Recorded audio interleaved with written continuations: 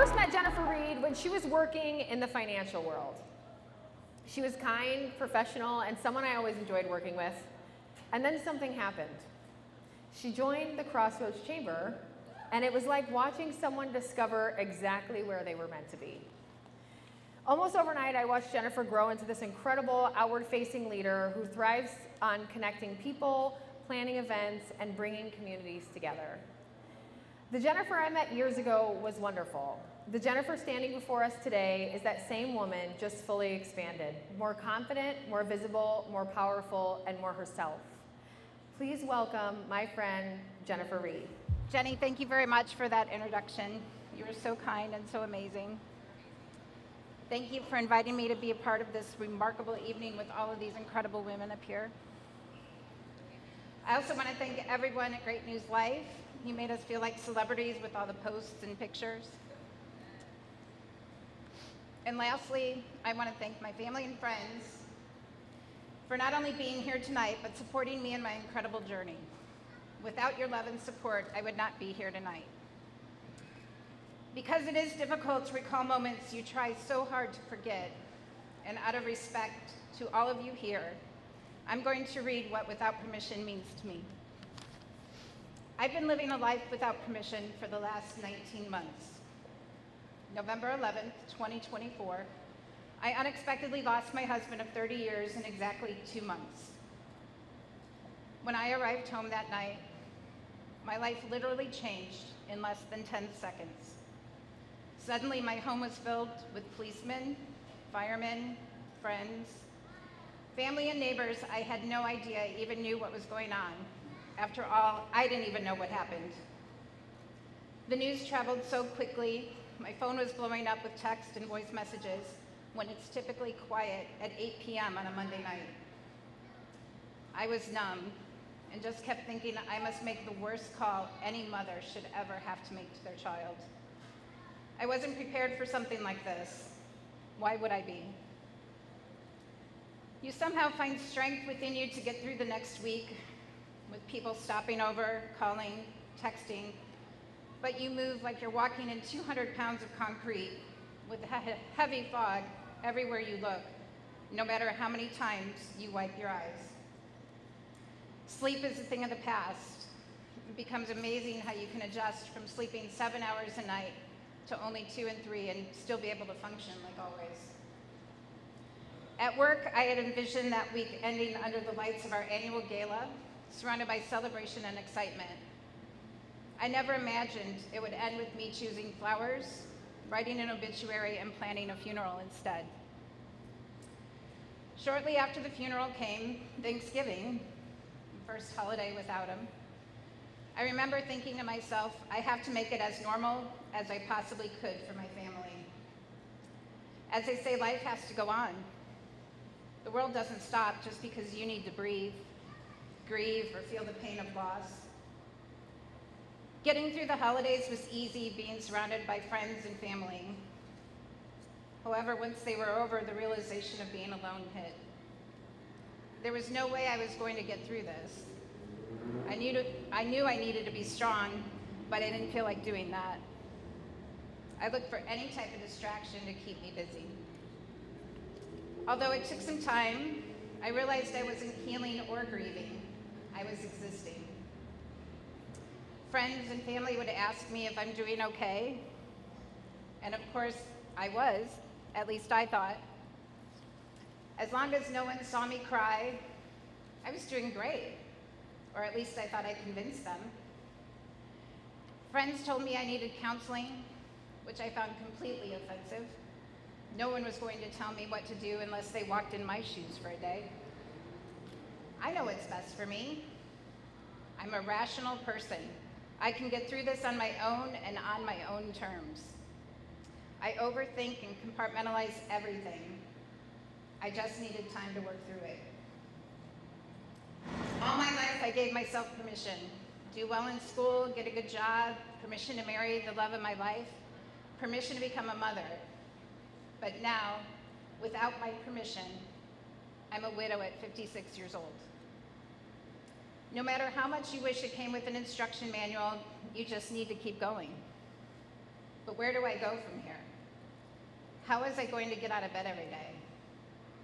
What were my terms? Why did this happen to me? Reality sets in with panic. I have to work until I retire, not when we retire. I have to pay my bills. I have to take care of my house. I have to take care of me. So many I have to's, it was all so overwhelming, I didn't even know where to start.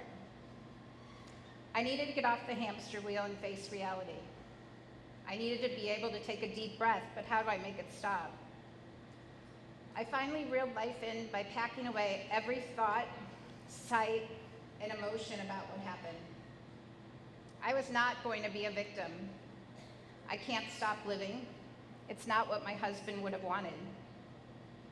He wouldn't want me sitting around feeling sorry for myself and not living life. It's not our life, but my life now. What does that ever mean? I never thought about my life. I spent 32 years building our life. It meant that I can become anyone I wanted to become. Life changed, friends changed, family changed, everything changed, so why shouldn't I? The fog slowly lifted, numbness wore off, things became clearer. I'm a new me and I need to figure out who that is. Work became fun again. After all, I get paid to put on events and meet new people almost every single day. One of my greatest achievements working for Crossroads Chamber is the creation of Women in Leadership Development, or WILD. It allows a space for working women at all different stages of life and careers to share their stories, their inspiration, their motivation, taking the opportunity to learn from one another. I began finding my strength with the support of these ladies. In addition, I surrounded myself with some of the most amazing friendships, both old and new. They helped me look in the mirror and see myself, my strength, and my power to overcome. I will forever be grateful for their time, love, and support these friends gave of themselves. I started making plans with friends with intention, reconnecting with them, taking the time to learn about them, not just take space out of my day. I realized I could stay home by myself and somewhat enjoy it. I realized I can drive and go anywhere I wanted to go. And no matter how sad I was, I slowly understood I have a new chapter to begin of finding out who I wanted to be and what I wanted to do with this new life. Scott and I had planned to go to Iceland together. It was a bucket list trip for him, which I found myself facing the journey alone. I thought about canceling a million times, but something in me decided to go. During the trip, I also celebrated my birthday, and on that day I realized that, in a way, Scott was there with me too. We visited several waterfalls, and at each one the sun broke through the clouds, creating the most beautiful, majestic rainbows. In those moments, I felt his presence. It was as if he was telling me he was happy I had taken the trip and reminding me that life still held beauty. That day became a turning point for me. For the first time in a long time, I felt something I thought I had lost. I felt alive again. While I'm a much busier person, I'm taking on new adventures both personally and in my career. I'm committed to doing things outside of my comfort zone and experience all that I can. Physically, I'm feeling better and stronger than ever. Mentally and emotionally, I will always be a work in progress. However, during my journey of finding out who I am, I become passionate and much more confident. Trying new things, going new places, experiencing all that I can while making new friends and memories along the way. The grief hasn't disappeared, and some days are still incredibly hard. But I've learned that healing isn't about forgetting, it's about continuing. And so I keep going, still embracing life, and still finding my way. I celebrate small steps, new breakthroughs, and milestones. I'm learning to be happy with all the simple things that life gives me. We never know when it will be our turn to leave everyone behind. I'm not the same person I was 19 months ago. I've lived more. I answered questions and doubts that I never thought I would encounter. I'm still discovering more about myself and becoming comfortable with who I am, being present, intentional, saying what I mean, and loving fully. For now, unapologetically, this is who I am without permission.